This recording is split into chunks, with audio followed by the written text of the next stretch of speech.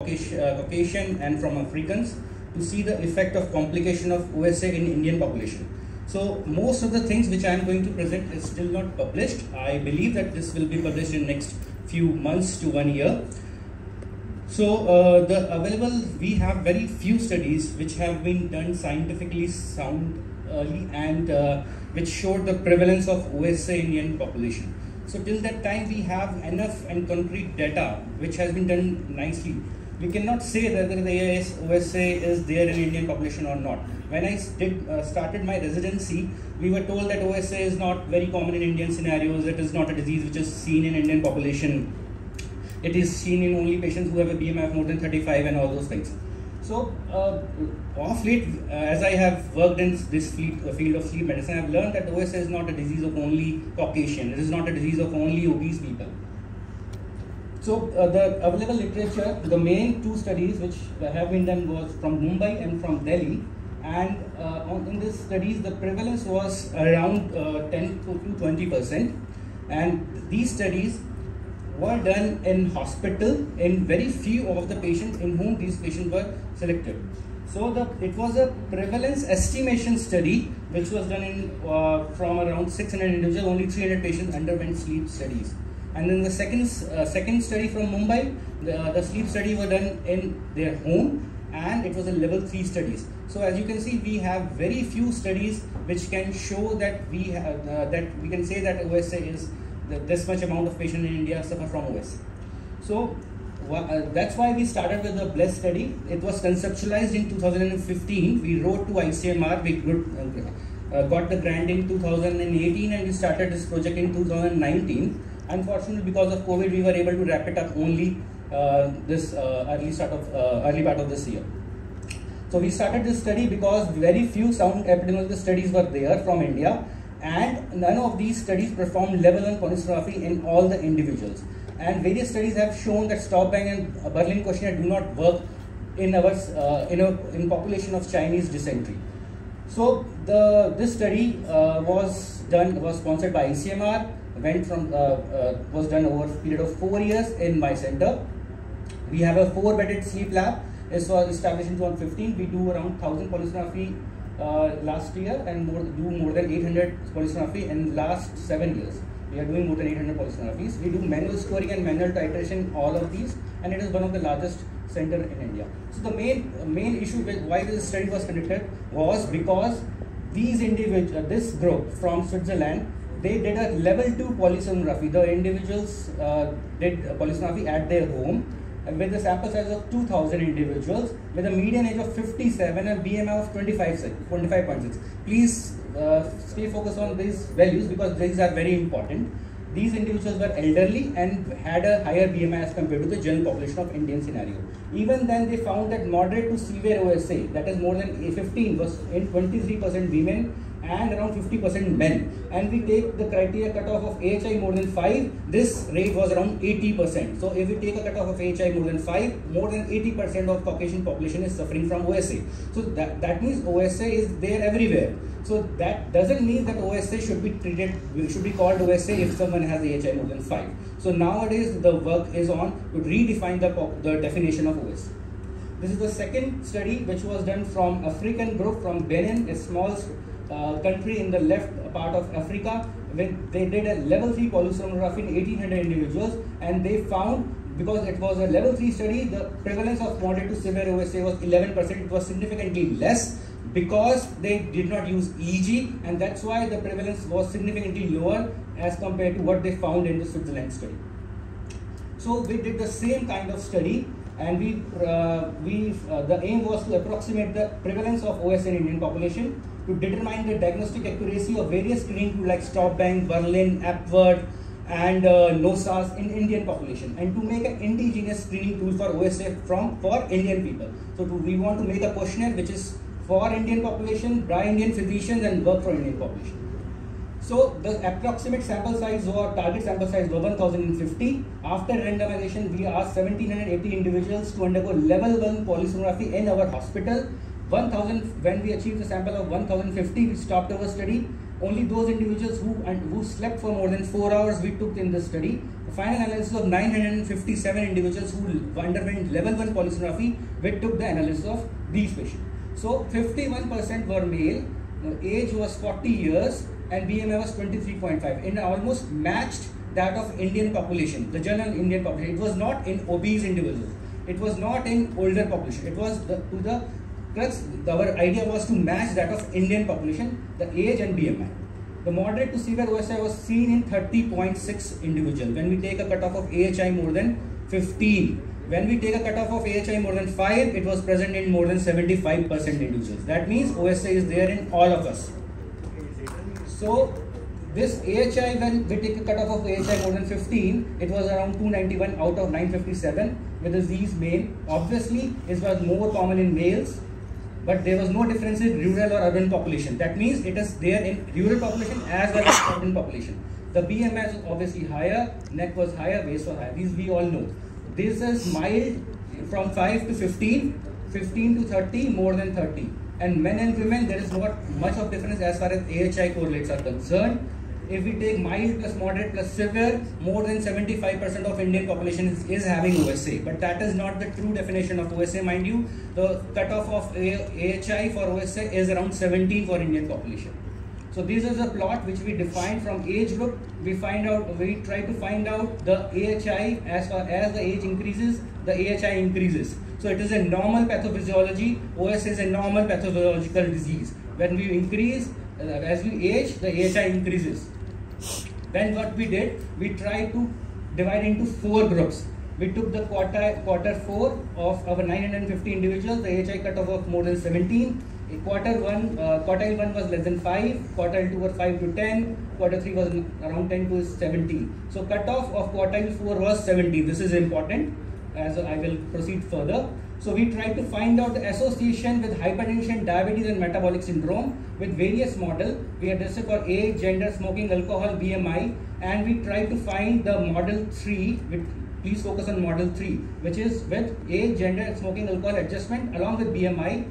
All the quartile 4, that is AHI more than 17, correlated well with hypertension, diabetes and metabolic syndrome, and it was a well adjusted study after adjusting all the factors. So quartile 4 had significantly higher risk for diabetes, for hypertension, for diabetes and for metabolic syndrome. Then we segregated into male and female. There was a difference because male had more complications with hypertension and metabolic syndrome for quartile 4, and for females they had more relation with hypertension and diabetes. That means OSA in females will lead more towards diabetes, and in males it will lead more towards metabolic syndrome. Hypertension is there in both the populations as far as quartile 4, that is AHI more than 70 is concerned. Then we try to find out what is the accuracy, what is the sensitivity. So please focus on this group. Berlin 30%, NOSAS 20%, stop bank more than 3, 33%, stop bank more than 5, 5%. So if we take stop bank cutoff of 5, we can only screen 5% of our OSA patients with AHI more than 15. They had good positive predictive value and sensitive specificity around 90%, but sensitivity is where they were lacking.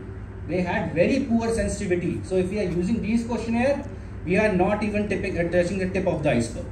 So now we made a questionnaire. It is still in process. We have internally validated. Externally, we have not validated. It is a work in progress. It is a 5-model questionnaire. It has sensitivity of 62%. We are trying to increase it to around 65%. Specificity is around 90%, which is matching that of the previous questionnaire. So we know that every population is different. So we cannot follow what the population are saying to us, what the population is, what the group, the screening tools is working in Europe or US population. We have to have indigenous screening tool, and on which we are working. Probably in next 2-3 months we will have our own questionnaire. So then what we did, we combined the data of this population with these 2 cohorts. So I went for a research fellowship, and we combined these population data from Caucasian, from Switzerland and from African population, and we tried to find, this is a Benin over here, this is a small country, Switzerland we all know, and we are here. So we took 3 ethnicities from 3 countries, and the sample size was huge. This was the largest study ever done in a population-based sleep apnea study, 4,600 individuals. We tried to find out the ethnicity on OSA and AHI, whether the Indians OSA have less complications as compared to Caucasian, because we were told that Caucasians have a more complication as compared to Asians. And influence of ethnicity on sleep symptoms. So blue line is Indian population, red is your Caucasian, and green is your African population. So as we can see, as the BMI increases, AHI significantly increases in Indian population. So with similar increase in neck and waist, the increase in AHI is much more higher in Indian population as compared to any other ethnicities which we have compared. Then we compare the complication rate. The baseline, the one is Caucasian. This is Caucasian. 2, the BESAS is African. 3.7 is Indian population. So as we can see, the hypertension less than 55 years age group, the chances of having hypertension was 3.7 times than that of a Caucasian individual at same AHI, same age, same BMI. With for more than 55, the hypertension risk slightly decreases to 2.2. For diabetes, it is 5.7 times, and for in less than 55 and more than 55, it is 4.3 times. So that means with the same age, same BMI, we have significantly higher complication rate as far as Caucasians are concerned, as far as Africans are concerned. Then we try to find out sleep symptoms. So COMISA, we all have learned in the previous lecture, COMISA is associated with poor prognosis than sleepy OSA or asymptomatic OSA. We have been backing up the wrong tree all through these years, that we are targeting the hypersomniac population. In fact, the sleep insomnia population is the one we should be targeting more. I will show you why. So there is very little evidence in population-based studies why the COMISA has been neglected. So we try to find out the relation of COMISA in overall 3 cohorts and in our Indian population. So what we did was we made 4 cohorts. The reference one was made who didn't have a OSA and didn't have insomnia. So all these population sleep studies, we all filled all the questionnaire. Everything was done previous to the sleep study. We filled all the questionnaires, Stop-Bank, Berlin, we took all the sleep study questionnaires. Then we knew that patient has insomnia or not. The second group was insomnia group, which had only insomnia but AHI was less than 15. The third group was OSA plain but without insomnia symptoms, and COMISA was OSA plus insomnia symptoms. And then we ran the same model of 1, 2, 3 which I showed earlier of adjustment for the age, gender, BMI, smoking, alcohol. So what we found was COMISA was there in only 7%, but these patients of COMISA had the highest complication rate. So this is OSA, this is insomnia, this is COMISA, and this is combined cohorts. All the 3 cohorts, 4,690 population-based patient volunteers had highest complication of metabolic syndrome in both OSA and COMISA, but insomnia didn't have any complications. Insomnia didn't have any complication compared to baseline reference population. So that means insomnia is not leading to any complication, and at least in the cross-sectional study.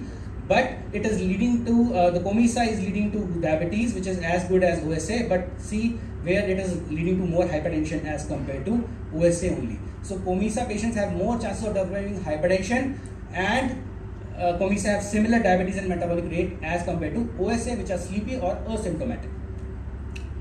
So then the next step was to see what is the difference in the Indian population. So Indian population here, this is Caucasian population again, the baseline, this is African population. So for COMISA, we have the highest risk, 2.2 times, and OSA we have the highest risk, which we have seen the earlier graph. So for OSA patients, we have the highest risk for complications, and this was shown in one of our follow-up study which we done in patients who were in our follow-up for last 6 years, 5 to 6 years. We found that death rate for OSA individuals was 15 per 1,000 per year, which was 5 times that of national mortality rate from sample registration system in 2020. For OSA with more than 60 years, it was around 1.5 times, 69 and 42, it was around 1.5 times. But see, where it is causing the problem, it is less than 60 years, the mortality rate is 5 times that of normal population. So to summarize, in our largest epidemiological study, this was the largest epidemiological study done anywhere in world doing a level 1 polysomnography. AHI with a cutoff of 15, OSA was defined, and it was prevalent in 30.6 individuals. This prevalence was much higher than previous studies done from India, but it is almost comparable to similar studies from Switzerland and Brazil, but at a lower BMI at a younger age. So if we take a same patient from India, same age, same BMI, compared with the Caucasian, he has a higher risk of developing OSA. OSA was associated with hypertension, diabetes and metabolic syndrome, and Indians had a higher chances of developing OSA than African and Europeans for the same anthropometry, and more so for COMISA, more so in Indian females. And OSA is higher in Indian males as compared to the different ethnicity. Indian with OSA with insomnia have the highest association of complication as far as hypertension is concerned. Indian with OSA have higher chances of developing complications than African and European. Relative risk is many-fold higher in even younger population with age less than 55. So what is wrong in our society? Why we are having so many cardiac deaths? Does OSA have some relation with this? This is still an unanswered question, and probably will have some more answers later on. Thank you so much.